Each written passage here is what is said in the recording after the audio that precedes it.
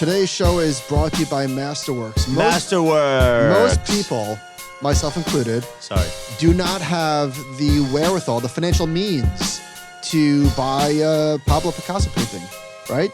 I don't have $6 million just lying around for a Picasso painting. Barry could probably buy one. But I do have money to invest in a fractional piece of Picasso. So that's what Masterworks does. You could invest in shares of a piece of art just like you would in the stock market. If you are interested in learning more, please see masterworks.com/animal. And of course, nothing in this podcast should be construed as a solicitation of an offer to buy or hold an interest in any investment product. To learn more about the risks of investing in Masterworks, see masterworks.com/disclaimer. Let's go. Compound and Friends, episode 69. We have fan favorite Carleton English returning and a new friend to the show, but someone Michael and I have known for a long time and have been in awe of his reading prowess. Ladies and gentlemen, welcome Scott Krisiloff. Scott, we've mentioned your journey over the years. Like, it's come up multiple times. Really?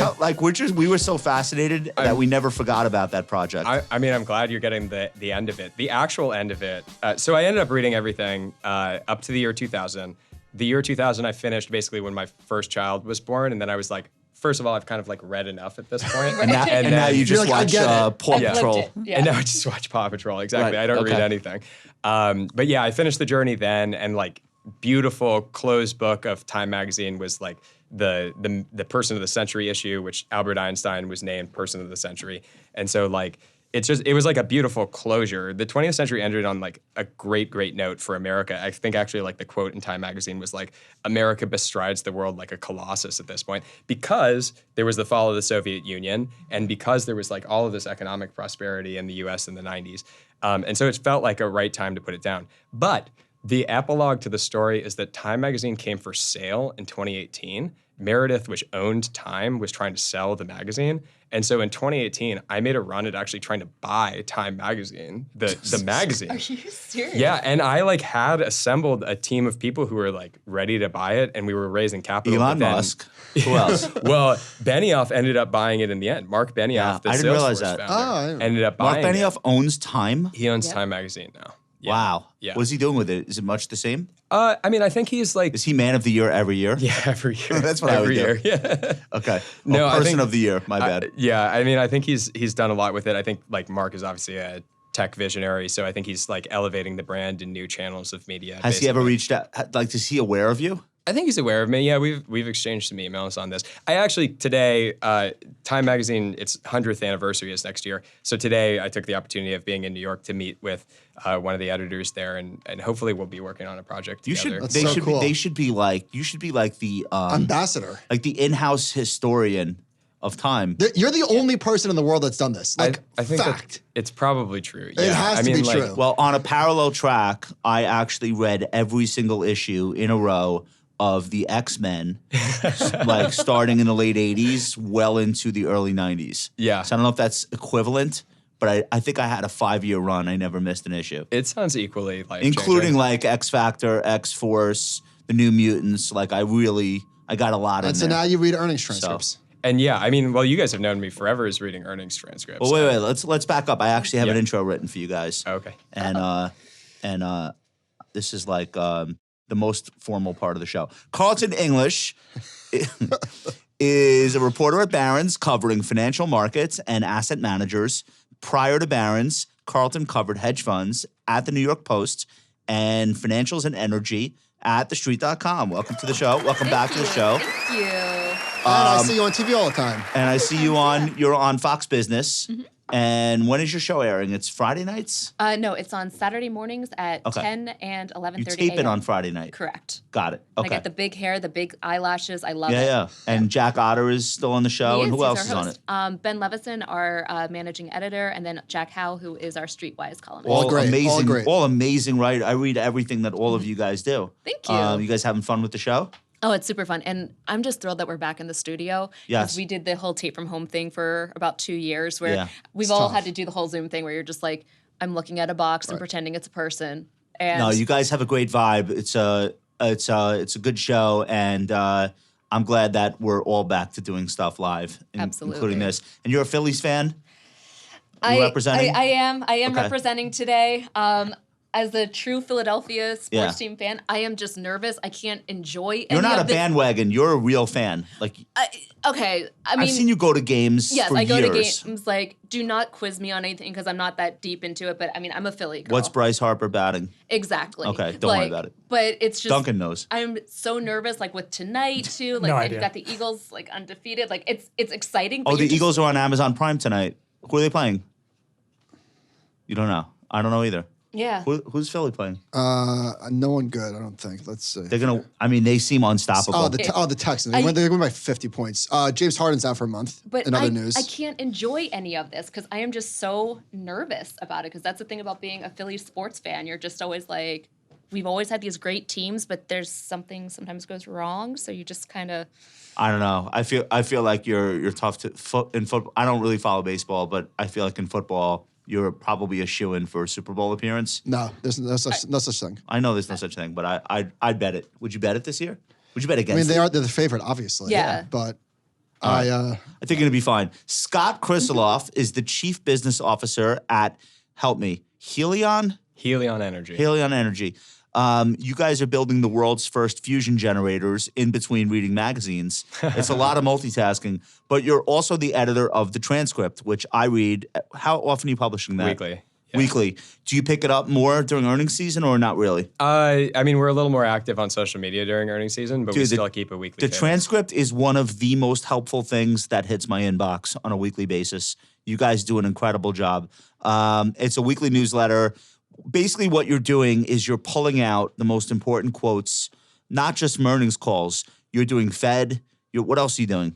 Yeah, I mean, it's like CEO interviews. Yeah, basically anybody who's an important figure in the economy, which would be business leaders, politicians, will pick out salient quotes about capital markets It's or for sick. capital markets. It's basically. so well done. Thank you. And I didn't know that you were associated with it. So I guess somebody put me on the list and I started getting it. Yeah. And I was like, oh, another one. And then it became part of my thing. Oh, when does thank it come you. out? It comes out every Monday. Okay. And I started it like 10 years ago. So when I had my own little asset management firm, Avondale, I used to do this as Avondale earnings call notes. And then I paused it for like a year and then we relaunched it. I write it with a business partner, Eric Mokaya, who's based in Sweden.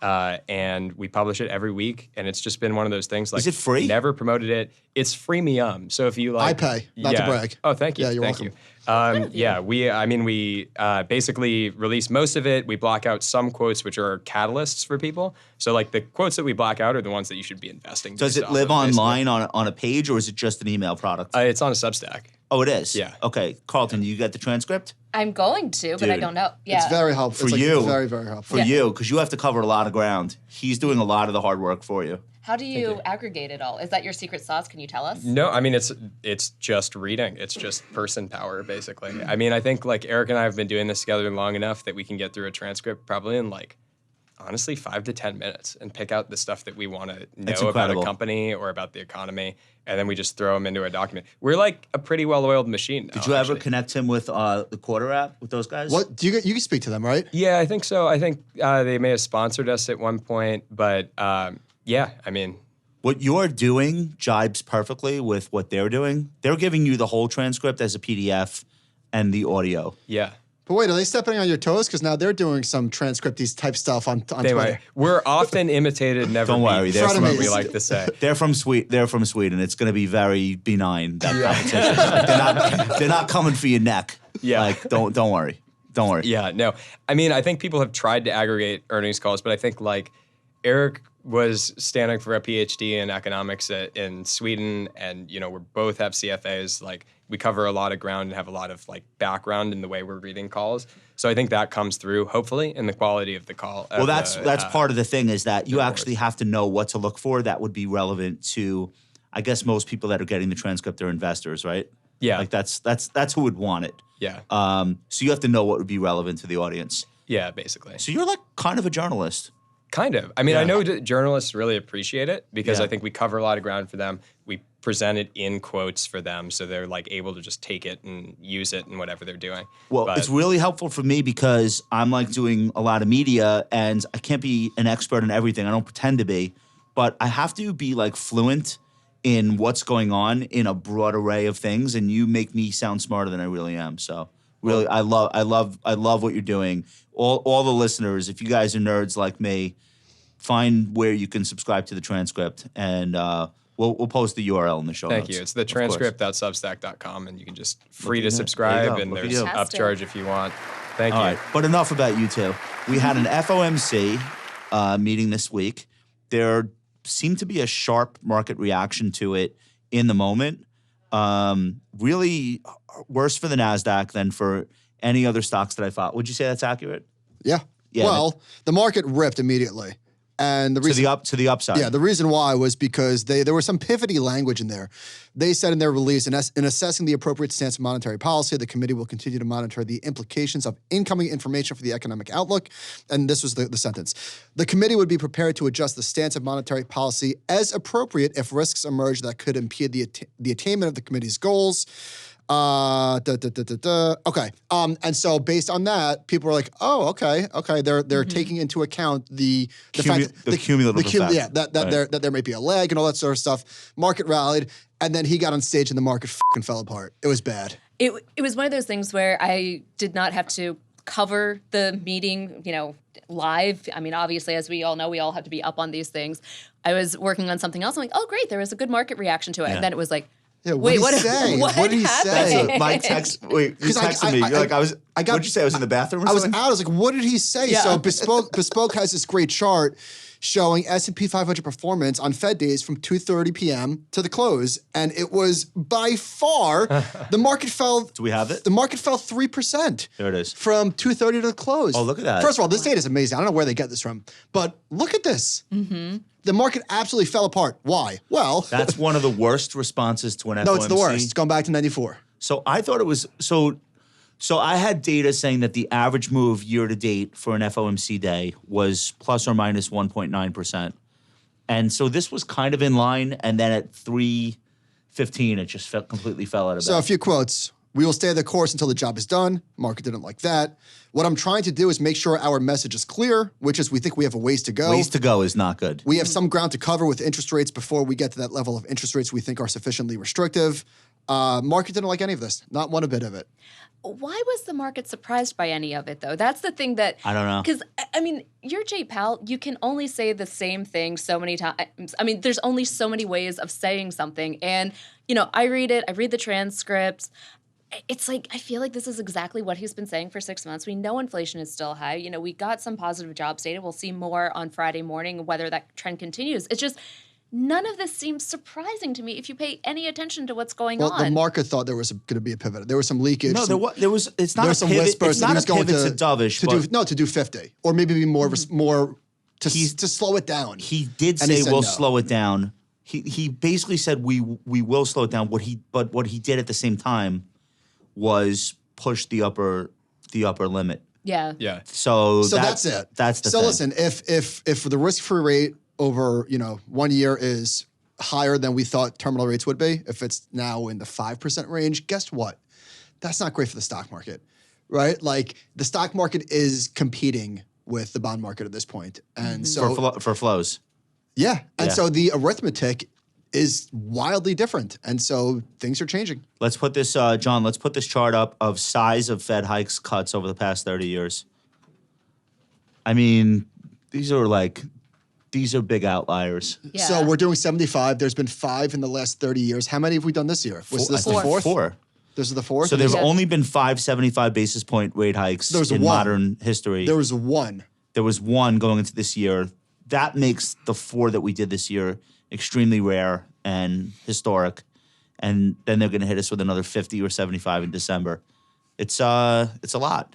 And we're digesting it. Like, the stock market is not down 50% while this is going on. Scott, I know the story is still being written, but how do you think Jay Powell will be remembered if somebody's reading Time Magazine 50 years from now? I mean, this is super interesting. I actually thought he was going to be like a caretaker chairman of the Fed, basically. Like, I didn't think he was going to be around for that long. But the way that he's managing it, it seems like he kind of wants to be a long-term Fed chairperson. Would you have like some pretty prolific Fed chair people in Mariner Eccles, and then also with William McChesney Martin throughout the That was 20th LBJ's century? guy? William McChesney Martin basically Came in in. on Kennedy, no? I think it was under Truman, actually. Yeah, Maybe he was around like, for a long time. Yeah, late Truman, Eisenhower, but he was around for a really long time. And like, I mean, that, and then obviously we know Volcker is like in the modern era, a really important chairperson. And then Arthur Burns. I think one of the most bearish things that I've read during this time was somebody on Twitter who I don't even know really what the source was, but was like kind of quoting something that they had heard inside the Fed, that Powell was pretty concerned about his own legacy as an inflation fighter in this, and he didn't want to be remembered as Arthur Burns, the person who let inflation just go. Nobody does. And so like that to me was the one quote that I read like in July as we were like bear market rallying, where I was like, if this is true, then Jerome Powell is coming and just like a hammer coming down on the economy, making sure that He's inflation the is only snuffed Fed out. chairman that was not trained as an economist. Yeah. I don't like that he's really worried about his legacy. That's maybe not the best thing in that role. Like worry about the economy, and we'll deal with your legacy like sometime in the future. And then the two things are not necessarily the same. He comes in under Trump. He spends the first 2 years getting tweeted at relentlessly. I don't even know what they wanted him to do at that point, but this strikes me as the biggest policy error in 50 years. Which one? What he's doing right now? Transitory? What he's doing right last now year. or last year? Yeah. What he did last year. Last year, for sure. I don't really think it can be undone at this point.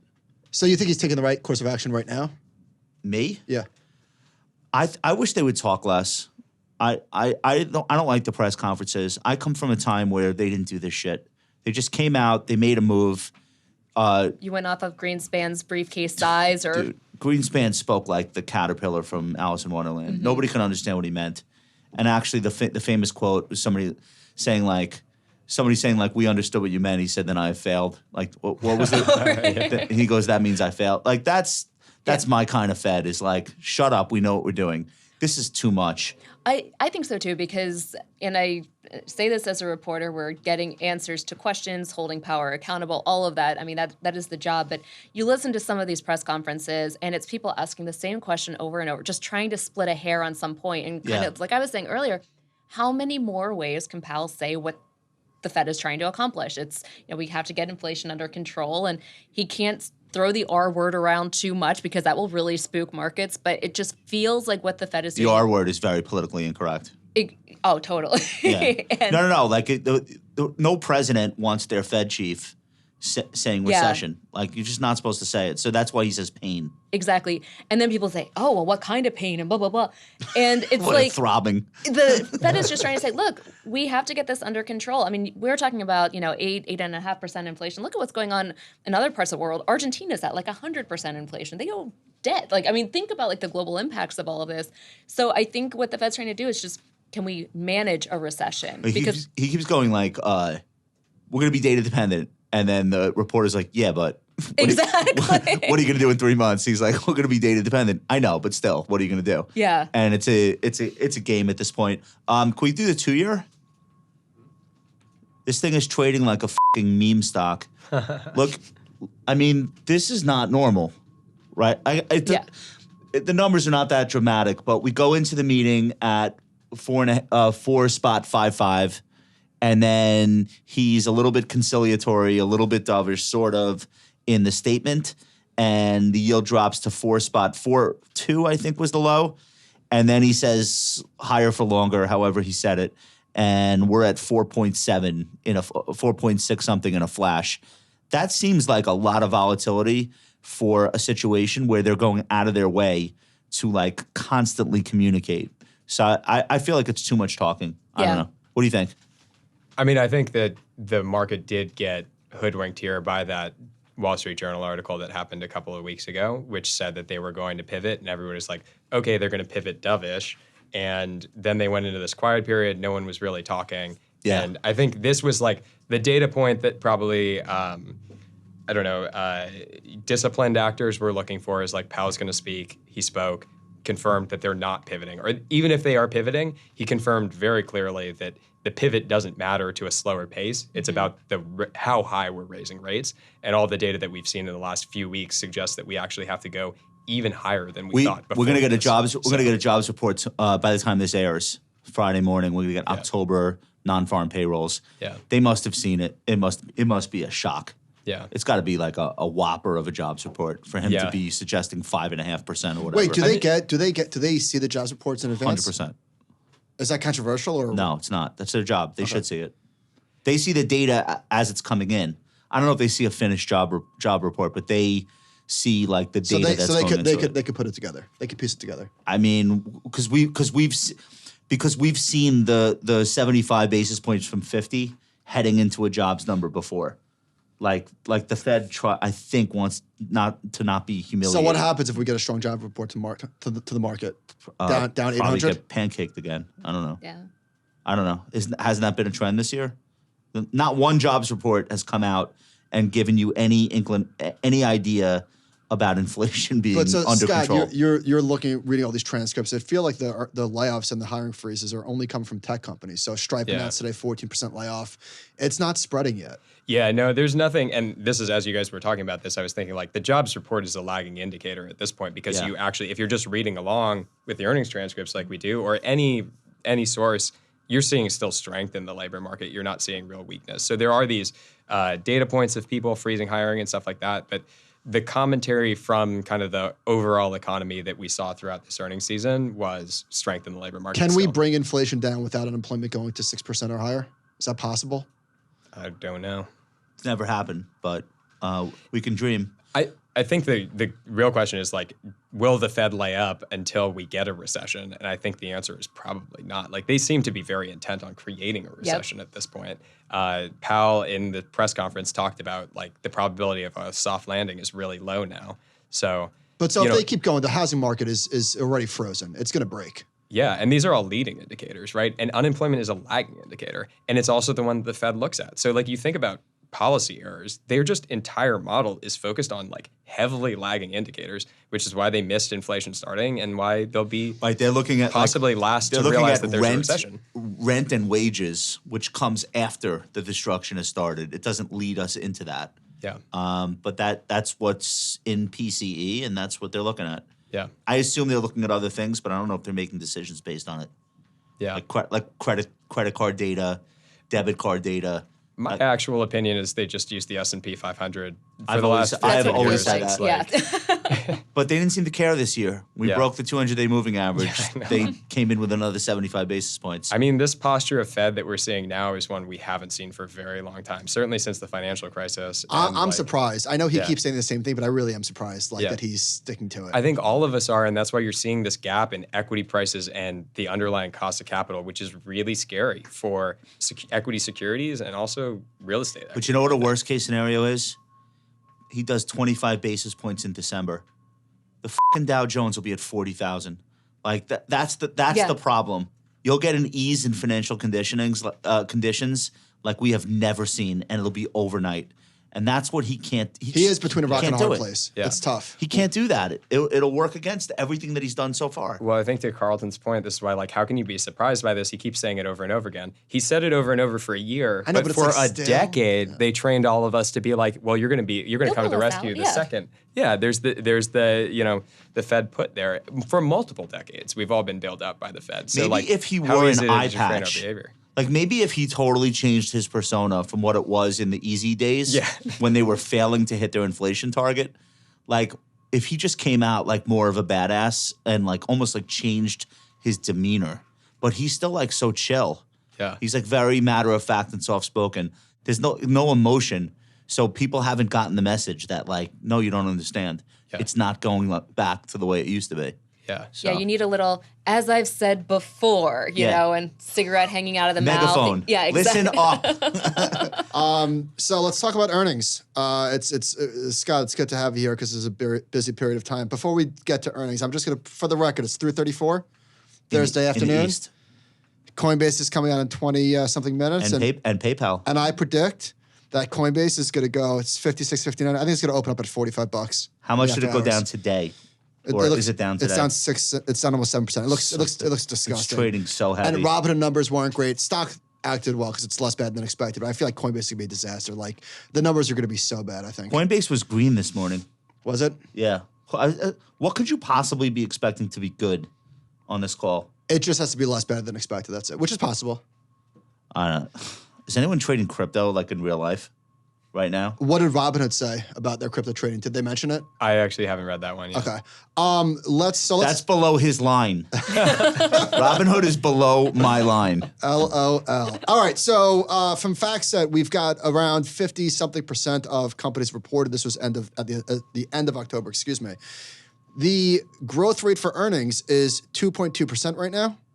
If that is where we finish, it will be the lowest earnings growth rate since Q3 2020. And I wish we had numbers before that because obviously that's an outlier. That was pandemic. On the revenue side, 9.3%. If that is where it lands, that will be the first time that we've had lower than 10% since Q4 2020. So it's a real deceleration. We're getting It's starting strength. to show up in We're the getting earnings. strength in, of course, earnings. I'm sorry, energy, industrials look good. But communication services, oh boy, not good. Yeah, it's brutal there. I mean, you look at like what happened to Meta, what was it, 2 weeks ago? I mean, is that what we're calling it now? It's just, it's ugly out there. It's definitely like a kind of pick or choose, though, when it comes to some of the tech-oriented stocks, because some have done very well. It's the worst thing I've ever seen. I just bought it like after it blew up. You bought Meta? I bought Meta. I bought Facebook yesterday. I bought Meta and it's still falling. I might just get rid of it. But that is the worst thing I've ever seen, I think. Like of a large, like outside of Lehman, you know, like outside of that stuff, like just a regular company, not going bankrupt or anything like that, but just a regular company where sentiment and fundamentals are collapsing simultaneously. That is the hands down the worst thing I've ever seen. Oh, the decline is warranted. I'm just saying it's down $800 billion in market cap or something. I have never seen anything like that. No one has. Can It you think of hasn't existed before. anything even comparable from any era? No, I mean, there's nothing. There's comparable nothing, right? to this. I mean, like the thing that's incredible though is it's Facebook had operating leverage, like the financial companies had financial leverage, Yeah. and so when you start to get a decline in revenue, profit falls really quickly with it.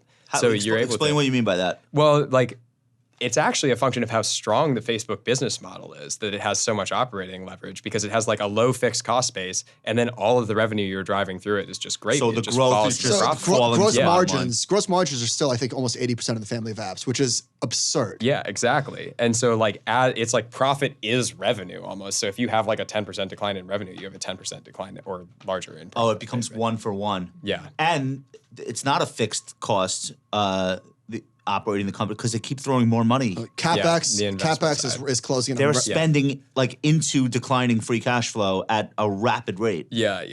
And CapEx is going to pass revenue. Almost. I mean, it obviously is like a total cluster over there right now. But if you guys did buy Meta, the 2 quotes we actually picked out of the earnings call, which I think like should make you feel maybe a little bit better, which I saw as like a hint of a catalyst. Don't there. tell me it's about feet in the metaverse.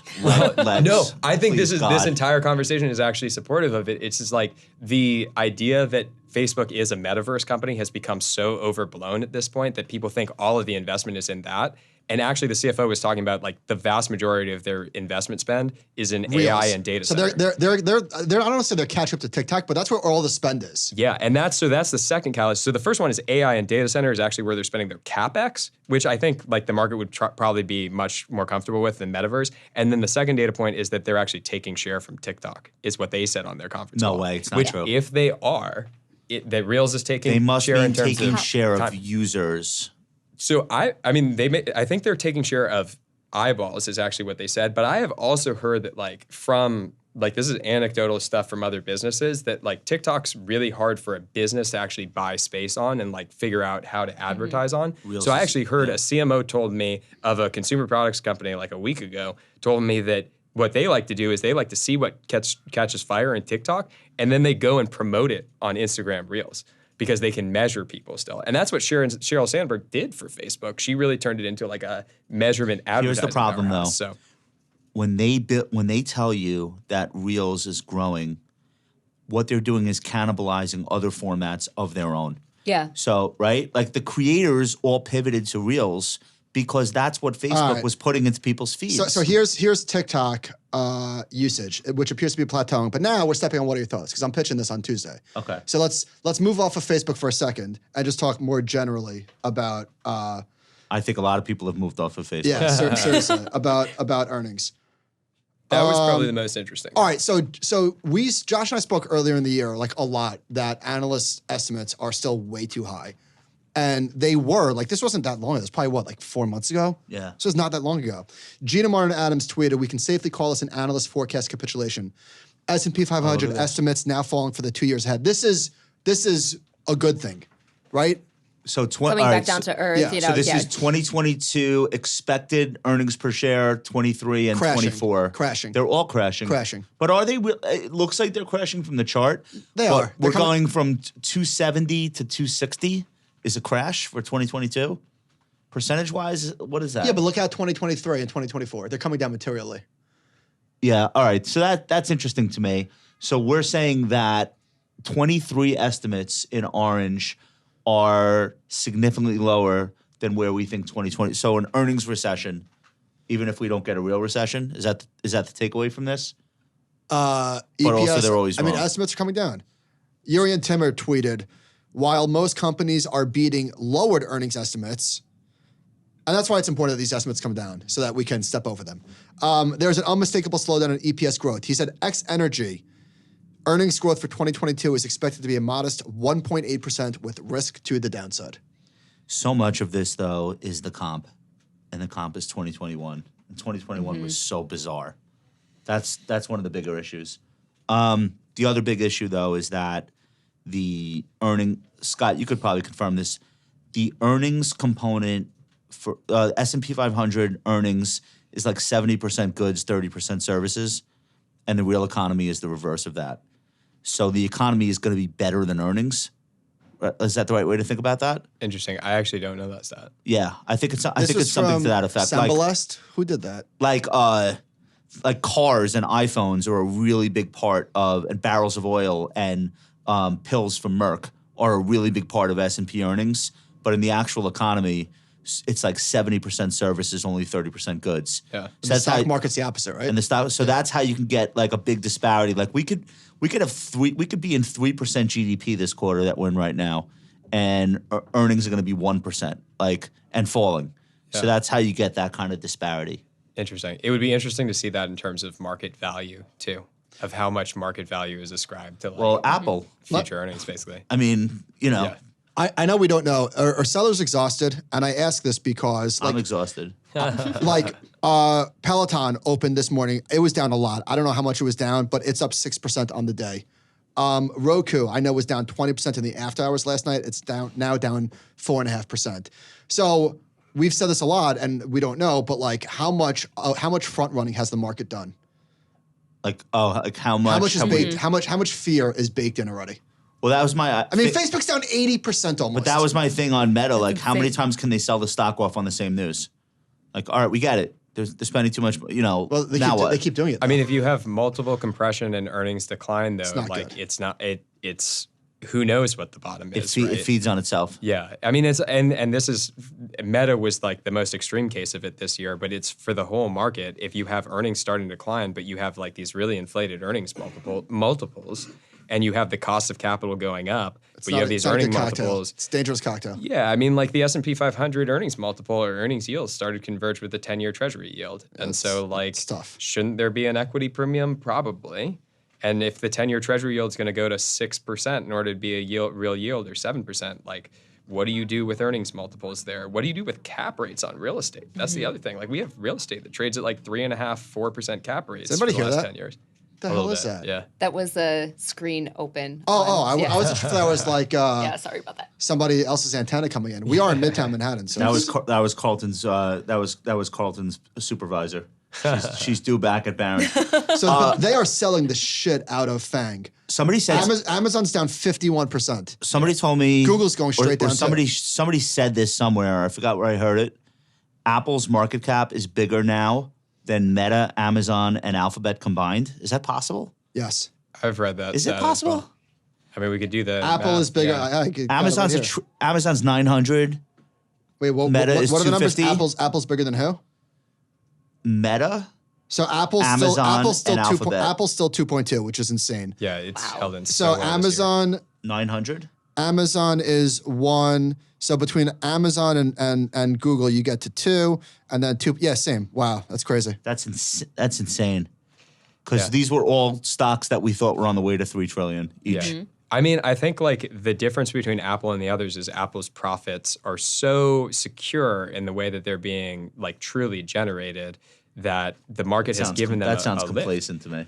But no. This is what I'm saying. Like Apple is actually trading more like a consumer staples company than Yes. a tech company. Yes. And this is actually like the concern when I say real estate cap rates of 3.5%. It's like the consumer staples are like the steady cash flow elements of this economy are not actually pricing in where interest rates are going, where the cost of capital is going. And so if you actually believe that the cost of capital is going to rise and stay there as the Fed keeps communicating, then how can you justify equity valuations, equity costs of capital, cost of equity at like 3.5%, 4.5%? Yeah, the even for hurdle, stable the hurdle cash- is cash just so flows. high. So yeah, You think about you talk about risk-free 5%. yeah. This is the scary part. I mean, and what if that's- it goes higher? And so the market's repricing right now. It makes sense. And it has a lot more to reprice actually. So like All right, the cut his mic freedom- off. Cut his mic off. No, but I mean, like the fear and greed continuum is real, absolutely. Like maybe we're like far on the fear side, and maybe you go through a period of like you readjust. And this is actually the way that the Fed and the whole economy reacted throughout like the 60s and 70s to inflation. Is you would basically get the Fed come in, hammer the economy. It would go like to the point where they couldn't handle any more pain. And then they would reflate the economy for a couple of years, and then it would be the same cycle over and over. Like 5 times they did it, basically. But if you look at the chart of the Dow from 66 through 82, it's flat on a Ugly. nominal It's basis. ugly. But on a real basis, you had a worse bear market you from get 66 killed. to 82 than you did from 29 Because to all the 32. costs in the economy have gone up and your stock price has remained the same. So Yeah. it's not a break even. Yeah. So like we as a society just like have this fear greed trend that like it's higher, it's lower highs at this point. Whereas we used to get to like higher highs with each push, each greed peak. But like at least if the Fed maintains this posture for the foreseeable future because it's being pushed by inflation, like we're in a lower high zone. And this is on the transcript. We've been talking about the Fed call instead of the Fed put since the beginning of last year. Say more. Well, it's just, the Fed put idea was that the Fed's always going to be there to buy any dip, basically, and that they'll support the economy in a deflationary environment. But if you're in an inflationary environment, all of a sudden they're selling every peak. So anytime that the market goes higher, They have to fight it. they have to fight it. That's what we saying. Yeah. And that's the Dow literally stayed at the 1,000 mark from that 66 through 82. It was like 16 years that it never broke. You're not that getting 1,000 mark, multiple so. expansion anytime soon. And you could have multiple cratering. And you could have multiple come down, and you really could have an earnings recession that I think is not currently being talked about. All right, so what are we talking about? 2,200 on the S&P? For goodness sakes. Well, it's how far does that fall? And Josh, I think you tweeted something like years ago that always stuck with me. That there's like Thank you. some Thank you very much. there's just some one thing, correlation though, or- between just like like just the human fear of falling. Like we don't like the I did? like I believe that was you. Maybe I'm misattributing. No, Josh no. Brown said we don't no, like if the it fall. was brilliant and stuck with you, it was probably me.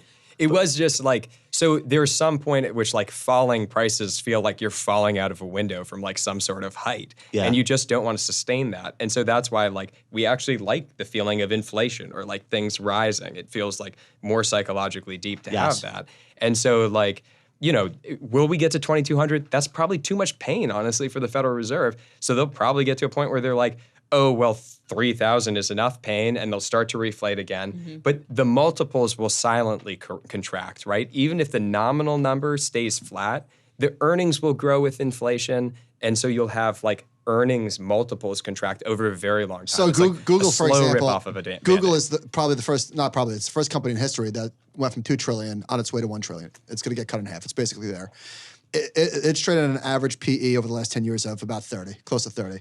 And now it's 16 times What's earnings. scary about now that- it's 16 times earnings. What's scary about that is, so we did a decade of multiple compression in the 70s, culminating in Volcker really pouring it on. But I don't think the S&P bottoms until 8 or 9 times earnings, backing out the cash or something like that. That's exactly right. Yeah. I mean, we're still double that. yeah. Now, it's not 1979. We're not Yeah. on gas lines. It's not the same issue. I agree. I mean, I think this inflationary period is closer to like the post-World War II inflationary period where you had like huge direct government stimulus to consumers in the form of they actually like worked on building And then planes the and unwind. tanks. And then the unwind of that. Right. And like really the way the government fought inflation in the from 45 to 50 was like price controls, or like from 40 to 50 was price controls. And then Marino Eccles was actually like the first one to start raising interest rates to fight inflation. So, Okay, but he got fired was by that 50s, that Eisenhower? That was like 48, I think, that he started to do that. And so actually, the weird thing, I like always was like looking at this bull market and the bull market previous is like so weird. Actually, this one specifically, because it was the only like multi-decade or decade-long bull market that didn't start with like a 9 times earnings multiple. And actually, like the 82 through 2000 bull market and the 49 through 66 bull market were basically both fueled by disinflation. Yeah. So you had these big inflationary periods, which actually ramp earnings, but you have the cost of capital ramping along with it. And then once you finally get to the point where you break inflation, the cost of capital can fall. All of this embedded value from earnings basically then accrues to securities. But we had this like fear of falling bull market here, where it was like, even though the economy was totally fine in 2010, the Fed just kept pushing like but Scott, farther and farther with QE. Don't you think there's also an underlying thing about the makeup of the current bull market prior to the makeup of the stocks, the makeup of the stocks, and the makeup of the profit margin of the S&P with these 80% margin companies? Like, it's fundamental. Shouldn't they have traded at a premium? Maybe we took it too far, but shouldn't they have? I mean, maybe and probably, but in the old days, like Ford in the the old days, man. No, I'm serious. Like, technology companies get big margin because people don't know how to build the technology, but then everybody figures out how to build the technology, and all of a sudden the margin goes away. Right. So, like, you know, software engineers know how to build web I think pages. software engineers know how to build an iPhone, but they can't sell it. But nobody's attacking Google's margins. Speak Not right now. Speak for yourself. I might. I mean, we probably have to go to the railroad era to like really know this, but after a while, the railroad started to have more industrial type margins. Let's do this earnings misses thing really quickly. So the market is not being kind to stocks that miss on the top and bottom line. Holy moly. This is from Bank of America. Earnings misses are getting punished, underperforming the S&P 500 by 667 basis points the next day, the largest in history. Yeah, this is not an environment where you want to be the class clown. Like, you want to put your head down and just do your best. But so that's another good point, is like companies are adjusting to the new reality, right? Like what Uber's doing, turning free cash flow positive as quickly as they did is pretty remarkable. Like, companies are onto the fact that the market, it wants something. And but you had to have started that like Dara at Uber in February was like, we're pivoting to free cash flow. We're selling all this non-core shit. Sold like half their stuff in Asia. They sold the automated unit where they were trying to build their own tech. Forget it. Goodbye. Not every CEO got the memo at the same time. So Peloton, again, I know I'm mentioning this again, but it's up 7% now. It was crushed at the Did you just buy this? No, I didn't. Stop pumping your bags on the show. That stock's going to zero. Yeah, so I didn't buy it. I'll say if I bought it. But they are shrinking their losses like dramatically. And I think every company got the memo. I'm not saying that by now, yeah. I would hope so. I mean, after what we've been through, I mean, there was all this kind of inflated growth that we should have known what was going on in 2020, 2021 was not going to be sustainable. I mean, we're not all going to live in our houses and work in our houses forever. And everyone just pretended that it was totally the new normal. And things just got way ahead of themselves. Yeah, companies got rewarded for spending more in 2020. Like big investment announcements, stocks were going higher. So I think like that mentality takes hold and everyone's doing it. Well, and especially with a lot of the platform companies, I mean, Twitter to some extent, PayPal, another, like there was this huge hope of like, we're going to be a super app where we're going to be the all-in-one commerce, communications, finance. And, you know, people were like, yeah, that sounds great. And we're finally like, no, just stick to what you know how to do. Speaking of super apps, like Square's trying to do that. They report earnings and they look like they're about to go down 25% also. I don't understand the super app concept. I am perfectly comfortable using my thumb to move to a different app. I don't want to do everything all with one company.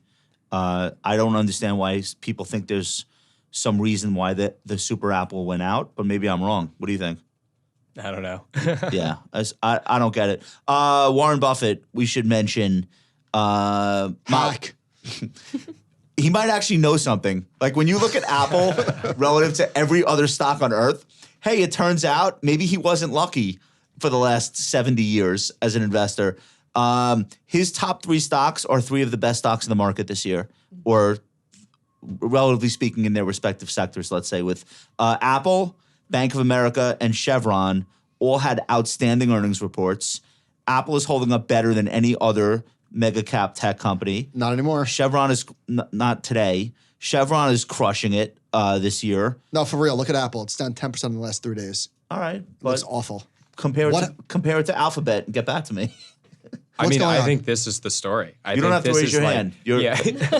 No, because Apple was up 8% I know. after earnings. Yeah, Gave but it I all think- back and then some. I think this is the story as as people start to believe Powell that they're actually going to raise rates higher and keep them longer. Repricing. You have to reprice Yeah. the steady cash flows, and that's the scariest thing. I think what you're seeing this year, the Cut his mic again. the scary thing is you're like seeing the tide roll in, and you're seeing it roll in on the stuff that was the furthest extended, like Yeah. the meme stocks, the stuff that was Those non-free sandcastles cash have already flow. been washed away. Those are already washed away, and like because interest rates were held so low for so long, the cash flowing, the steady cash flowing assets deserve to be repriced too.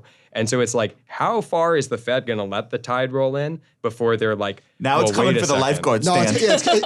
yeah. No, Apple, seriously. Apple This is is- a lifeguard stand. Yeah, and so they're not going to be able to withstand that pain at some point. They're going to turn around, and that's why you could have like a part 2 of this 2 years from now. But like, it's fundamentally like the single biggest thing I took away from Time Magazine is that securities prices are driven by the cost of capital, and the Fed sets the cost. Apple's of the capital. last man standing. This is Molly Full. Apple reported its highest fiscal Q4 revenue Ever. $90.1 billion in company history. Let me pause. $90 billion in revenue in one quarter. Importantly, this milestone was achieved despite stiff currency headwinds. Yeah, they didn't even cry about the dollar. The tech giant also posted its highest fiscal Q4 gross profit margin ever. How the hell could that hold up? Right? Like, how could record revenue when Qualcomm told us last night declining handset? Like, there's just no way. So Apple's at $1.40-ish, $1.42. You know where it was at the lows in March 2020, which is not really relevant, but just for fun to really scare people. Let me guess. 110. It's at 142 right now. Oh, where was it in Where was March it? 20? Where March was the low, 2020? what was the low price in March 2020? 140. It's 140 now. The low was 53. Wait, what? Really? For Apple? Holy shit! Wow. And where did it get? That's- Where did it get up to? That's 60% lower. Where did it get up to in November of last year? The high was 185. Yeah. So that could be Does Apple hold 100? I don't know. I mean, It's you tell me what 140. multiple you're going to put on earnings. Well, it's a 23 multiple now. Is that right? Okay. I think Apple can hold the 20 multiple. If they're That would operating imply- the way that they are, I don't see why it wouldn't deserve to. a lot of the staples are trading at high multiples. Yeah. I mean, Yeah. they're pricing towards like a 5% cost of capital, like a 5% 10-year. Well, and also to your point, I mean, I almost start to think of Apple almost as a staple with, kind of like a It tech is. A lot overlay. of people I mean, do. look at this table. Your MacBook crashes tonight. Your iPhone crashes. What? Buying another one. You're buying another one right away. You're not. Barry Ritholtz is buying it, but I see your point. Yeah, exactly. So, I mean, am I going to rush out and get the newest phone or newest whatever just because it's out? No, but I'm definitely replacing. Can't live without it. Exactly. Can't really go a day without a Oh, but a this phone. is what Oswath was talking with Patrick O'Shaughnessy about a couple months ago. Like, we don't know what the appropriate multiple for these SaaS companies. Like, he was talking about Netflix. Like, how recession resistant is Netflix? Like, probably people aren't canceling, but what happens to the multiple though? Yeah, because Well, we know it goes Right. we know it goes in one direction. We don't know how extreme. So again, this is a lot of bearish talk out here, and probably rightfully so. Like, there is a repricing of risk. We're witnessing it every single Do day. you think we're more bullish on the show when the market closes green? Oh yeah. You think we are? I mean, Duncan, what do you you guys think? need to do a chart. Yeah. It's a different vibe. I think Darth Vader on the table too. Well, we put Darth Vader on the table when the mark's. Nicole does that, right? Right. Yeah. And then who comes on when the market goes up? Chewbacca? Chewie. Yeah. Chewbacca. wait, is that for real? Yeah. they're Yeah, we do doing- that. So Duncan is gaslighting us. Carleton, can we talk about junk? We can talk about junk. Okay. Junk. So Michael, set this up, or somebody. What's going on So didn't get to this. there's no junk bond issuance, which is an interesting dynamic. We spoke about this in the time that companies were just gorging on debt. Why wouldn't they? It was free. So these are some pretty incredible stats. So junk rated companies have raised just $3.7 billion this month. That number would represent the slowest October since 2008. These companies borrowed $91 billion. here? It's like the IPO market. It's like shut down. Exactly. But this is actually shut down for a decent reason. Like they already gorged. Well, so did the IPO market. $91 billion this year would be the lowest year total since, again, 2008. I hate these 2008 comparisons. I mean, October 2008, I think we were both, well, you're in wealth management now, obviously. I was then, and it was brutal time. But I think to your point, I mean. Wait, where were you in 2008? I was living in Seattle. I was with a boutique firm there. Johnny Monk, what is it called? Laird Norton. Oh, I never heard of that. What were you doing there? I was. You cold calling? No, God, you no. calling rich people? Oh my God, no. Junk bonds? I was an associate level working under an advisor. I didn't know that. Yeah. Oh, okay. That's where I got my start. It was. You loved it so much, you went right into journalism. Exactly, for the higher paycheck. Okay. But why don't you like these comparisons? I mean, we are seeing a capital market shutdown, unlike really anything that we've seen since then. Yeah, I mean, we definitely are unlike anything we've seen since then, but I think we saw just a totally different type of silliness in 2005 to 2007 versus 2020. More irresponsibility. Yeah, like, you know, we'll talk about the things that we saw over the last few years where, you know, the meme stock craze, SPAC craze, things like that.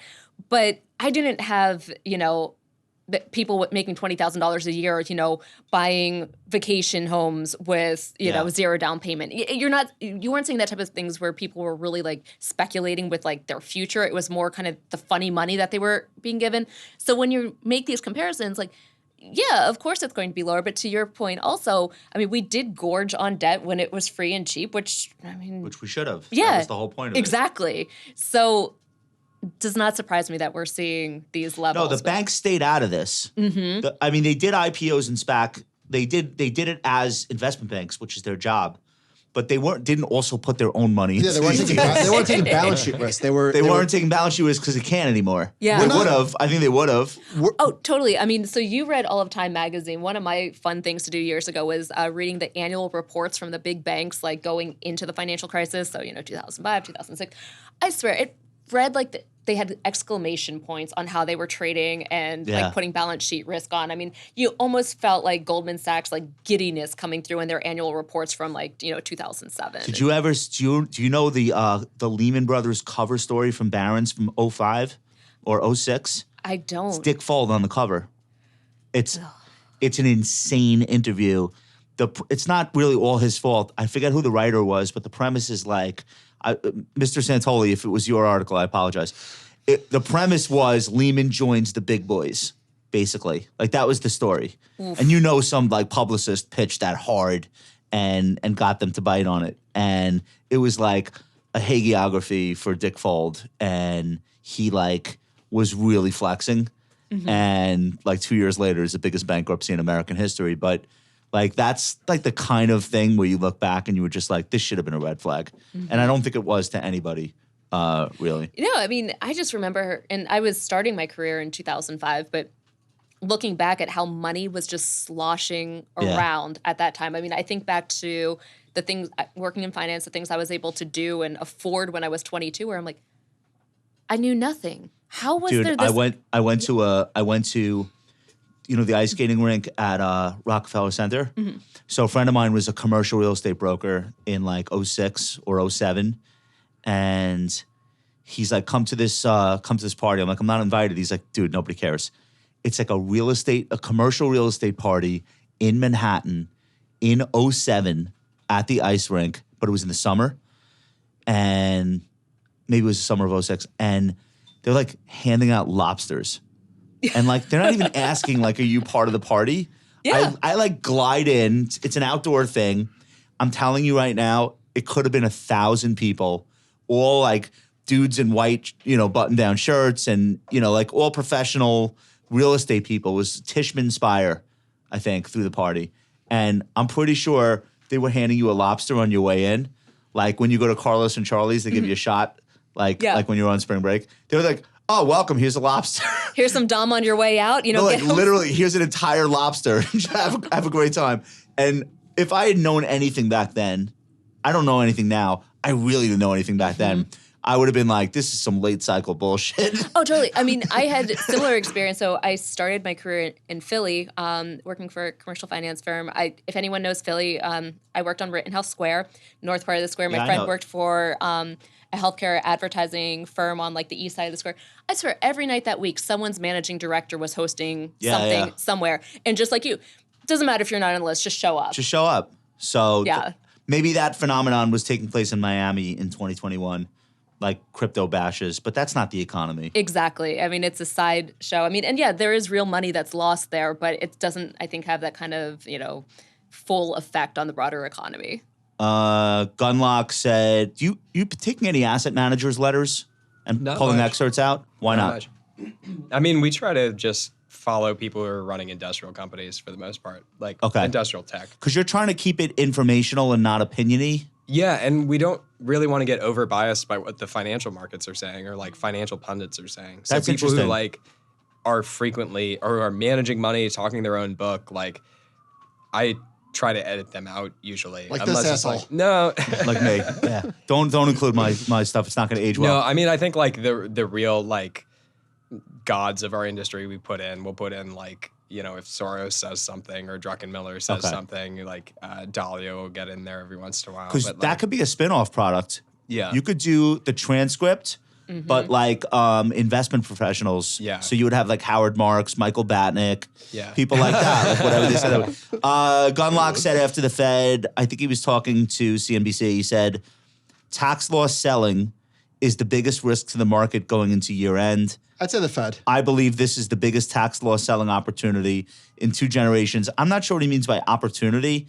And didn't everyone take tax losses and that's why the market's down 20%? Like, is the market's down because people sold Yeah. all year.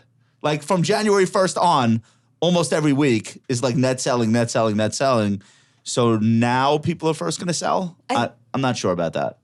It could be just wrong. feels like it's that kind of old-fashioned calendar that you do know when November starts. Everyone's like, oh, don't forget to do your tax loss harvesting. Where it's like, well, yeah, but to your point, Everyone sold already. That's why we're down. exactly. I don't know. What do you think? Is that chicken and egg? Yeah, I don't think it's a major driver of our securities prices. I don't think so either. And mutual funds fiscal year ends in October. Yeah. I mean, seasonality I always found in reading the Time magazines is real. Like It is real. The fact that we had like a pretty severe sell-off in September. I mean, I guess October was technically good this year, but like this happens. Time out. October, notoriously, if you believe in seasonals, is a bear killer. Yeah. October is where they end. Yeah. So it's actually in line with what we should have expected if we believe in seasonals. What do you think about that? I know you're not a seasonal guy. No, that was. You hate that I'm doing something. What are you doing? Your f***ing taxes? No, I'm doing something for the show. Are you Carry on. You're calculating something on a spreadsheet? Carry on. Okay, normally we do our homework before we come to school, Michael. No, I'm just kidding. All right. The look this kid just gave me. Wait, we did the secular repricing thing already, right? No, that's for real estate. Just hit that real quick. All right. This is a Wall Street Journal. This is rising interest rates threaten to expose office buildings' inflated values. What are we saying on here? Sorry. Where's my doc? Okay.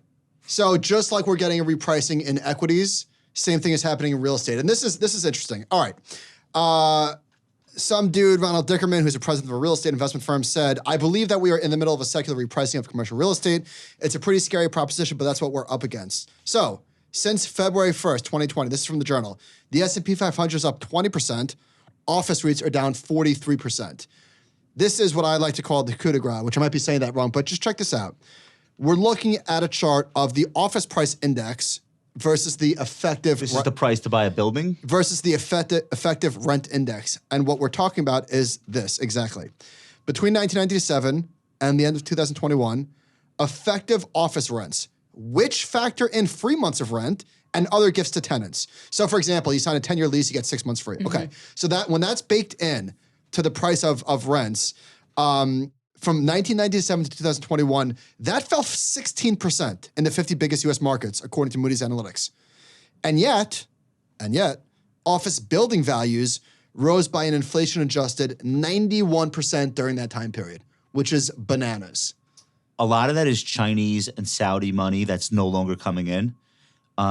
but like Chinese insurance companies are divesting hotels and office buildings that they bought as like these trophy assets. And it's much the same way that Japan was doing like 30 years ago. And that's not coming back. So who replaces those buyers who are willing to pay, I don't know, $500 a square foot to own the plaza or whatever? Like I think that's one thing. And then the post-pandemic reality of people working 3 days a week, you're just inherently going to have smaller footprints. And that's what keeps me from buying these office REITs. On paper, the ones that don't have horrible balance sheets, they look ridiculously cheap. But I don't know what the multiple for these should be.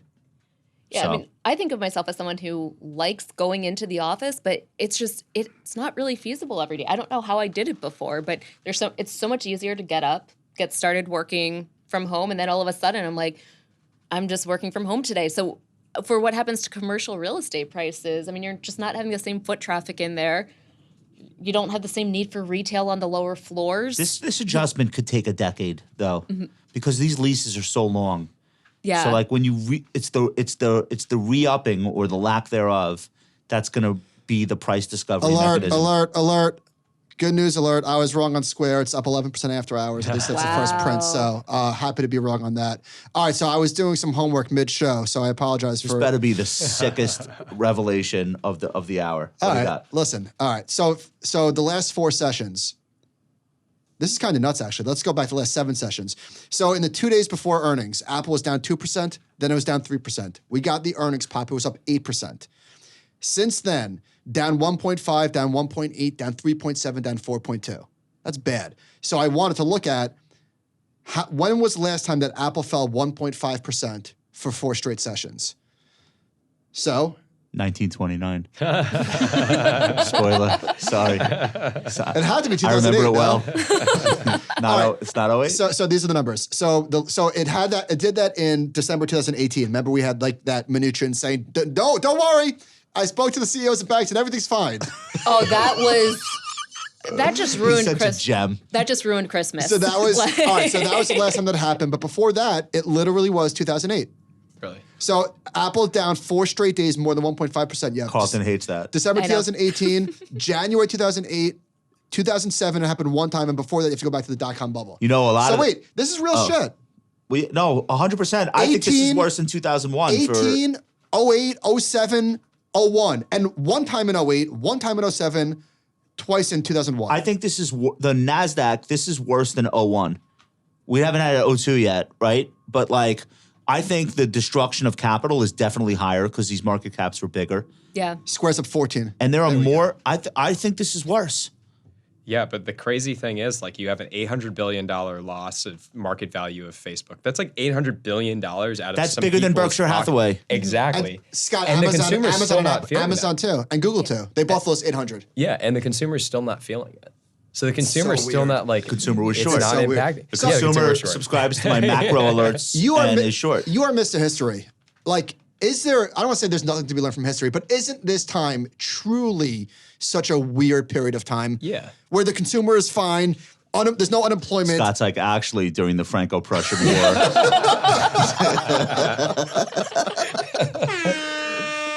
No, but there's nothing like It's this. totally. I mean, we've never juiced the economy to this amount. We've never had a bull market. I mean, it's 12 years, 14 years, whatever it is now. Do you know a lot of people, when you talk to them, they think that we deserve punishment for the amount of stimulus, and they almost think in terms of like they think in like Come up Like puritanical. biblical. I was Yeah. gonna say like what we did, we deserve more pain than what we've gotten in the NASDAQ Do you so think? far. Do you think those people own gold? 100%? No. The Venn diagram, 100% they own gold.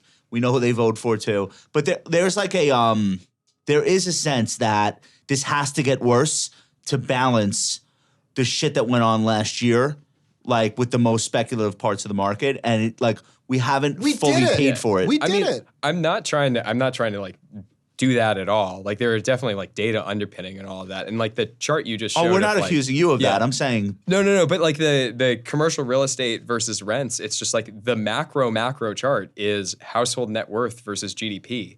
And like the multiple has gone crazy on that, we've just taken all of the cash flow from the future by holding interest rates really low and repriced it into the present. And it's like, if you can't continue to do that because you're starting to create inflation, then a lot of those cash flows have to go back into the future. The A lot people of that I'm value talking has to go about back into don't the know future. what cash flow is. And by the way, it's not a uniquely like conservative or liberal thing, but like we see this in politics. Like people are like, Donald Trump has to go to jail. I'm like, dude, this guy is in court, or his lawyers are in court every other day. He lost the presidency. That like everyone around him went to jail. It's like, it's not enough. No, he has to go to jail or else I can't sleep at night. And so you see that on both sides. I don't mean to say, but there are people right now who feel like we just must be punished for everything.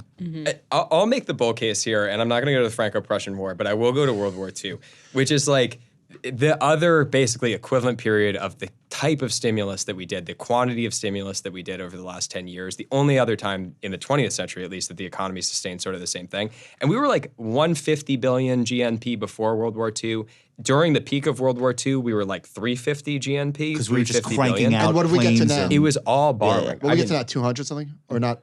now, I mean, we're like 14. I think we're like 20 trillion now GNP. But this is in actual nominal 1935 through 1945 dollars. But we were like 150 before we got to 350, and it was all basically borrowed money. We were borrowing the money to win the war. We had to. It was for to win the war. But when people did the analysis at the end of 45 or even 44, they were like, well, what's the economy's GNP going to be like once we come out of the war? They were like, oh, we borrowed all of this money, the $200 billion. It's going to go right back to what the economy was before the war. And so all these people were saying the economy is going to get cut in half.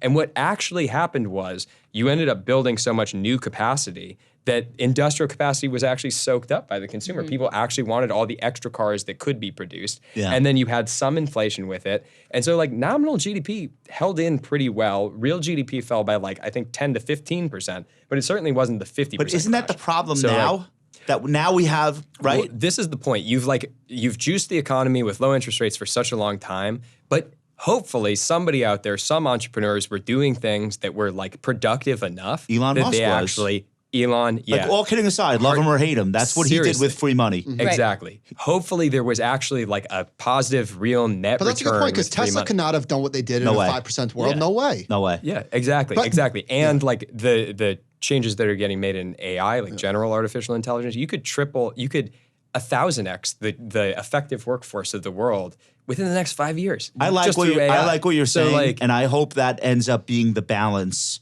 to this idea of cash flow repricing. Is that, wait a minute, holy shit, look at what we've actually done with technology that we don't even see yet, but is starting to. plug for Helion Energy, the fusion power company. We're gonna do that at the end of the show. Wait, I want. But I there's No, want but always this is that, seriously. I mean, like, Go ahead, Carleton. There's always that chart that comes out about the companies that were born during Yes, recessionary yes. times, or the companies Yes. that, Yes. I mean, look, 2008, whether they were born or kind of popularized. Uber, Airbnb. Exactly. General Yeah. Motors depression stock. yeah. Yeah, that's true. Burger King, also. I almost wrote a book about this actually. What? It was going to call it Out of the Ashes. All these companies that started during a recession. Why didn't you? Because, life. You're only doing 19 other things a day. Here's what I want to mention. I know it's easy to lose sight of this fact, but the fact of the matter is, like, absent COVID, would the inflation that we've been promised ever have come? I It may not have. don't think so. Well, what no, would they- the Right, they wouldn't have No, need but my to throw point this is, much money for at the us. last decade, there were people saying that rates were too low and there was too much spending and there was going to be inflation. That never came to fruition. Oh, COVID bailed them out. So COVID turning the economy off and then back on in the supply, demand, and balance created the inflation with the fiscal stimulus, of course, that we might never have otherwise gotten. Yeah.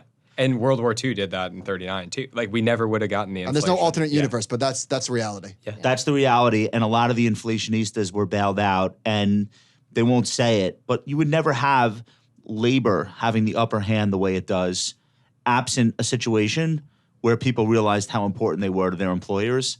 And that doesn't happen without the dislocation that we had. Like, I think that's just we have to just remember how aberrant, the situation was that led us here. We're going to end on a high note. This was really funny to me. Coinbase is flat after earnings, which is kind of weird, but good to see. Give it not 5 crashing. minutes. You have 5 minutes to get out. Revenue's down 50% year over year. Howard Lindzen tweeted a pitch that someone emailed him. This guy probably wants to kill himself now. This is rough. Oh, Did you see this? Did you guys see this? Yeah. Yeah, this is rough. All right. So Howard tweeted me. Oh, here it is. Me/people getting pitched Twitter as a private stock by an ARK venture fund on A16Z backed Titan app today after another rate hike of 75 beeps are not how tech bottoms are formed. Actually, it's distasteful. I am wrong a lot, but not about this. This was rough. I like Titan. I like the guys at Titan. This is rough. So Titan is a platform that lets people invest in private companies, right? Oh, PayPal's down 11%. Holy shit. Titan is like an active robo, and they also now do venture stuff, I guess. Okay, fine. There's nothing wrong with that. There's a bunch of companies in that space. But yeah, how do you hit send on this email? What does the email say? Hi, Howard. So it's all right. Wanted to let you know that we are now able to provide Titan clients the opportunity to invest in the private Twitter deal through the ARK Venture Fund. There's a lot of layers of fees in here. Let's start with that. But then you're buying Twitter at $54 How is that a venture? at Elon's Company. price. That's post Series Z. If you're buying, so my joke though was that actually 54 is cheap because Elon's going to make Tesla buy it for 75. What's the opposite of a startup investment in a venture fund? This is so odd. This is an insane email to send though, just in the current context of what's going on. Oh, no, it's funny. I went to I was playing around the Y charts and I went to look at some of the Twitter financials. It's gone. It's gone. It's not a publicly listed stock anymore. I was like, The wait, data feed gets pulled. wait. I want to. Instead of calling them a unicorn, do you call them a dinosaur now? Ooh, I like that. No, what's the dinosaur with the horn on its head? A triceratops? I feel like that's three horns. Oh, right, Hence yeah. Tricera. Yeah. Isn't there like a horn-billed? I don't know. Well, No idea. Are you thinking of a duck-billed platypus? John's Googling dinosaurs right now. Let us know in the comments. Don't look for an image. We're gonna move on very rapidly. Do you guys have fun on the show today? Yes, It was we great. did. Yeah, was- thank it I'm was speaking awesome, for him. right? Yes, he did too. Okay. All right. So we've reached the halfway point. No, I'm just kidding. Wait, Wait, we were recording this? Oh my I was god. the Yeah, whole the time. transcript. I'm looking at a tweet from the transcript. PayPal beats on the top and bottom line and raises fiscal 22-year guidance, and the stock is still down 12%. Wait, if you're sitting here, who's tweeting from at the transcript? My partner, Eric. Your algo? Yeah. Okay. Can you tell me what Helion Energy is? Yeah, it's a fusion Don't start power talking about company. fusion. I think you guys are going to like it. All right, go. I actually think you guys are going to like it. I definitely am. Fusion power source of the sun. What is fusion? Fusion is the power source of the sun and all other But is that stars. the cells dividing or It's coming together. Didn't you and see the fantastic- it's Together. atoms coming together. what and is forming. fission? Fission is when it divides. Fusion is when it comes together. Yeah, light Fission is when atoms. it comes apart. Exactly. Isn't this what Heavy atoms created are Mr. fission. Fantastic, Captain Fantastic? Yeah, basically. It's like this science fiction thing. Like people have been trying to do it on Earth for 70 years. Nobody's ever been So able to is do it. James Bond going to be able to stop you before it's too late? No.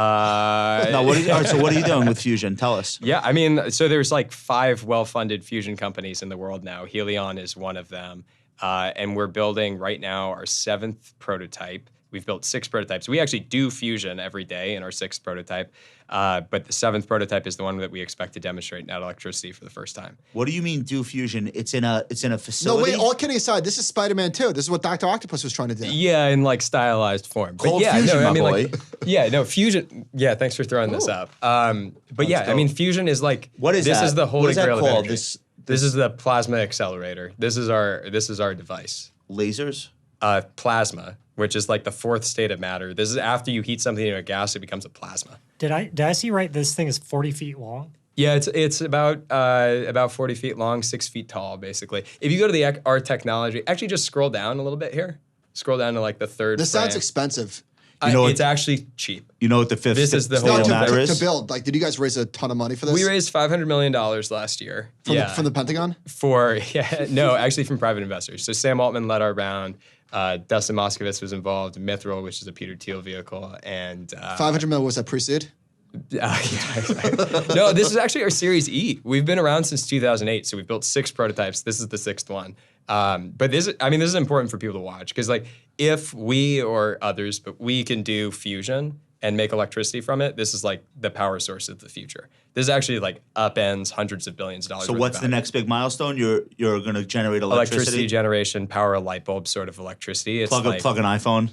Yeah, Why something not? like that. Do something like that. So I mean, let me I be your say, marketing guy. I say light bulb for 12 seconds because 12 seconds is how long Wright Brothers' first flight was. So if we can do that, that's Wait, the is big this deal. real or is this science fiction? This is real. Like how This is far- real. Michael, it only costs $500 million to power a light bulb for No, 12 but seconds. you This can't is do this science. when interest rates are 5%. This is one of the things that's This, coming out. this is exactly why I said plug for Helion here. This is like the type of thing that if you're able to create a new gonna bring energy down source, inflation. because Okay. you don't have inflation anymore because you have. I like somebody all who near comes in zero not just cost with the energy. problems, but also the solutions. I like that. Look, I mean, like energy fusion is like one element of this. AI is another element of this, where you like can, again, if you have hyper intelligent machines, you just like 1000x the workforce. So And we can all go live on beaches. So somewhere when are with you our SPACing this? no You SPAC almost plans did though for last year. Helion. You could have. You really could have, like with your No eyes comment. closed. No comment. Okay. You get pitched. Of course, everybody got pitched on Okay. SPACs. Chamath. Right? Everybody got pitched on SPACs. Okay, fine. At any rate, yeah, this is an important like societal project for people to be watching, I think. Dude, this is awesome. How do people find out more? HelionEnergy.com? HelionEnergy.com. Wait, what's the ticker? Yeah, right, exactly. I mean, people in the financial community just are waiting for this to come public. And honestly, look, I mean, it's like, to me, I say it's like we're building a rocket. We have the launch pad. We're assembling the rocket right now. The rocket is scheduled to launch in 2024. Will it make it into space? We've designed something that we think will. But like we gotta watch, and like if it makes it into space, it's historic. Dude, this is awesome. Carleton, are there any nuclear projects that you would like to plug? You doing any fusion? Some in development, but too early to comment on. I am doing Asian fusion. Actually tonight I'm going to. Let No, us I rest. am. I'm going to Pig and Cow. You know Pig and Cow? Oh yeah, I used to live around the corner from there. It's Phil. Lower- It's you don't not go to Asian Pig and fusion. Cow. Me and Chris go to Pig and Cow. I'm taking my brother from LA there tonight. And in fact, Really good restaurant. If you can stomach it, you should go across the street to Ivan Ramen too. Just like do the block. 2 for 1. Yeah. I can't, dude. Look at the condition I'm in I right love now. Pig and Cow. You're svelte. You can do it. Yeah, sure. Wait, Scott, you're not from around here. I'm from Los Angeles. Yeah. He's from the future. Shut the up. All right, we're gonna we're gonna do favorites, and then we're gonna get out of here and go back to our All experiments. right, White Lotus. All right, so There's such a Are you a gap. White Lotus person? I haven't watched it yet. I need to. Did you watch season 1 though? No, and I had COVID Wait, earlier what? this month, and I was like, I want to watch it then, but I was just too out of it. Like, How to much concentrate. earlier this month? Way earlier, because it's Way- November 3rd. Oh, sorry, last month. What day is it? Yeah, sorry about that. Okay. Beginning of October, I had COVID. And I was like, okay, I'll watch it now. And I was so loopy from it, so yeah. I couldn't really. Dude, season 1. Don't skip right to this, but do it. Like really Okay. do it. So It's there's so well written. I know you would really appreciate Perfect. it. there's such a gap between the production, the writing, everything with HBO and everyone else. I mean, the gap is massive. I agree with that. Still, Like it's still prestige. Still, I don't know what they do, but they do it much differently than everyone Well, else. it's Bukes. The guy that runs it is like an artist. That, Like that imagine trickles down. Netflix, no offense, Reed, doing White Lotus. No. Well, the budget would be half per episode, and they'd probably use Jason Bateman in every scene, and Yeah, it just be like wouldn't be the same it thing. would just be like it's they're so good. No offense, we like Jason Bateman. White Lotus season 2, it's the same hotel chain, but they move it from Hawaii to Italy. And I was just in Italy, and it's in Sicily, which is not the same as where I was. But I was watching it with Sprinkles, and we were like elbowing each other, like, doesn't this look like That's the his taxi wife, by ride the we way. took? That's his wife, not his dog. Yeah. Right. All right, that's your favorite for this week. I was going to use that, but you took it. Howard Stern fans? Howard Stern a little? I like his interviewing. I don't Me like too. his comedy. Yeah, I agree with that. You know what I actually. mean? No, It's a little I too much am- bathroom. He's not for me. funny anymore. Yeah. Stop. His interviews are amazing. He's the best interviewer in the world. He's not funny Almost. anymore. You don't listen. I do. I listen all the time. Don't say that. What's funny? Honestly, What do you mean? What's funny? Sour Shoes. Like how many? Sour is not on the show anymore. You don't listen. Okay. Stop. He interviewed Bruce Springsteen last week. This week, Monday. Oh, Monday. that would be good. Yeah. it was amazing. Has to. So he set up a stool. Bruce has his guitar, and then there's a piano, and he's just going back and forth. He tells a story, and then he plays a little bit, and then he tells a story, and then Kind he of plays like a the little Broadway bit. show. Yeah. It's a good point. It's a lot. I saw that Broadway show. Apparently, Howard's seen it like multiple times, and I didn't realize how big of a Bruce Springsteen fan Howard was. So it was really cool to listen to. So highly recommend. Yes, that was great. And you can watch it on the XM Sirius app.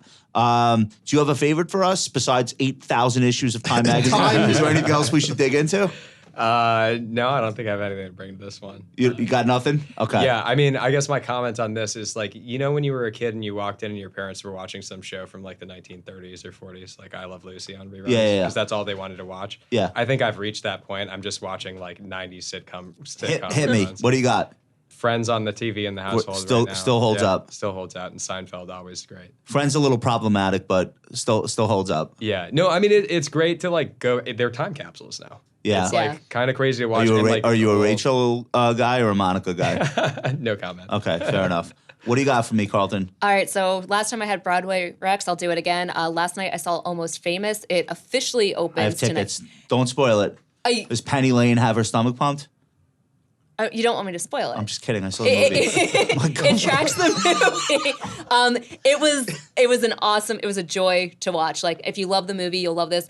I'm going in 2 weeks. I'm so excited. It's one of my favorite movies. You'll love it. Was Cameron Crowe involved? Yes, and I met him last night. Really? He was in the audience, and Did you take a picture with him? Somebody did. somebody did. I didn't. I was like right there. I'm like, don't be that. Be that person. Don't be that do person. it. I talked to him and he was very nice, but the show is incredible. And then last week I saw Take Me Out with Jesse The Tyler. Franz Ferdinand musical?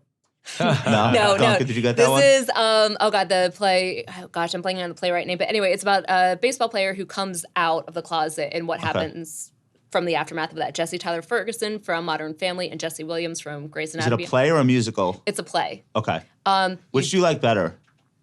I've been liking the plays a bit more lately. Even though with some of the musicals, like the newer ones, I don't always walk out singing. And I feel like that we were talking about Phantom of the Opera earlier. Like when you saw Phantom, you're like, you walked out singing. Oh yeah, Michael was. Yeah, I was belting it out. Yeah, and it's just I believe My that. wife I is like, believe "Why are that you you are singing?" though. You're joking, but I know he No, I was. wasn't. I don't sing. Michael In the was shower. Only on in the shower. musical. Only in the shower. But yeah, I just like with some of the newer musicals, I just don't walk. I enjoy them, but I don't Yeah. have that feeling of like I need to buy the soundtrack.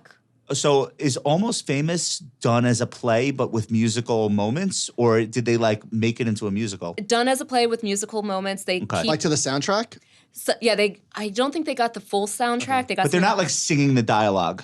No. Like they Okay. just have songs and then dialogue.